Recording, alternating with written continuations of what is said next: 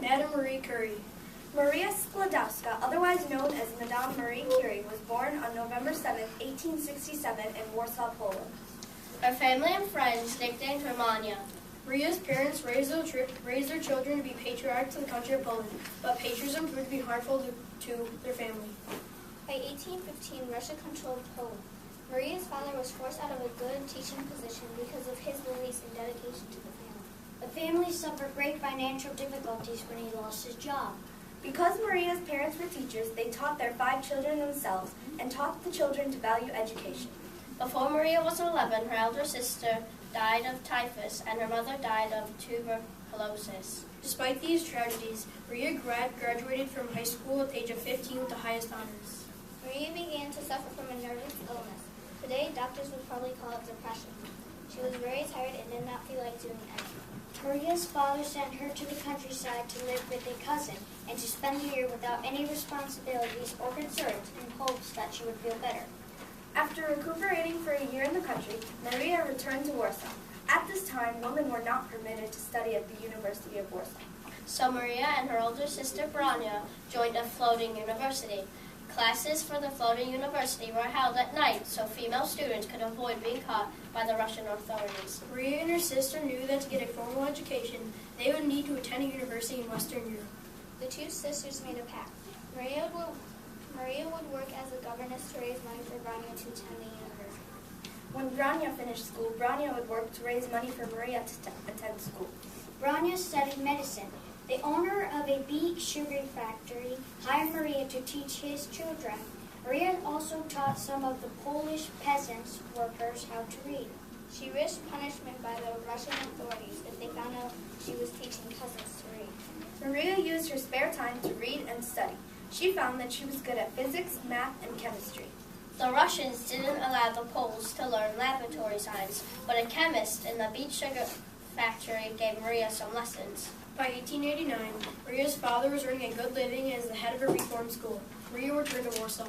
For 2 more years, Maria continued working to send money to Branya and to raise money for her own schooling. During the evenings and on Sundays, she studied in secret in an illegal lab that trained Polish scientists. This lab was called the museum. At 24, Maria had earned enough money to go to the university. She said farewell to her father and promised to return to Poland one day. Maria had barely enough money to cover tuition, rent, and a little bit of food. She also changed her name to Marie from Maria, which was the French version of her name. Marie was not as well prepared as her fellow students, but she worked and studied very hard to make up the difference. In just 3 years, she managed to get a master's degree in math and physics. She focused so hard on her studies that at times she forgot to eat. Maria's hard work paid off. She received a scholarship and got a job. The Society for the Encouragement of National Industry hired her to research the magnetic properties of steel. To do this, Marie needed a laboratory. The laboratory chief at the Paris Municipal School of Industrial Physics and Chemistry was named Pierre Curie. His lab was not one of the best, but he allowed Marie to work there. Pierre was 10 years older than Marie and had already made some important scientific discoveries on magnetism and crystals, but he had not done the work necessary to complete a doctoral thesis. A relationship between Pierre and Marie was blossomed. Pierre convinced Marie to stay in Paris to continue her studies in science, and Marie convinced Pierre to finish the research to complete his doctoral degree. Pierre and Marie were married in July of 1895. Marie finished her research on magnetism of steel. 2 years later, they had their first daughter, Irene. Pierre's father, a retired doctor, moved in to help care for Irene. Marie and Pierre had their second daughter, Eve.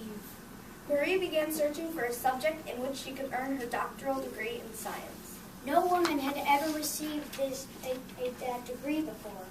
Marie decided to study uranium rays. She was intrigued by what she discovered. Marie and Pierre began to research radioactive substances. Together, they discovered 2 radioactive elements, radium and polonium. In 1903, the Curies won the Nobel Prize for Physics as a result of this discovery. They shared this award with another physicist, Henry Becquerel from France. 3 years later, Pierre was run over by a horse-drawn carriage and killed instantly. He had been ill for some time and was weak from exposure to radiation over long periods of time.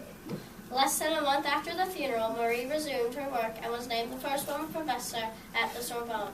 After years of more study, Madame Marie Curie won the 1911 Nobel Prize in Chemistry for isolating radium and identifying its chemical properties.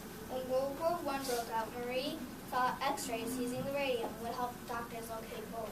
She invented X-ray vans to train 150 female attendants. On July 4th, 1934, Madame Curie died at the age of 67 from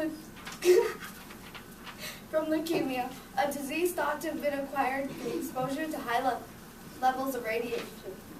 Marie did not live to see her daughter Irene and her son-in-law Frederick Joliet Curie receive the Nobel Prize for the discovery of artificial radioactivity.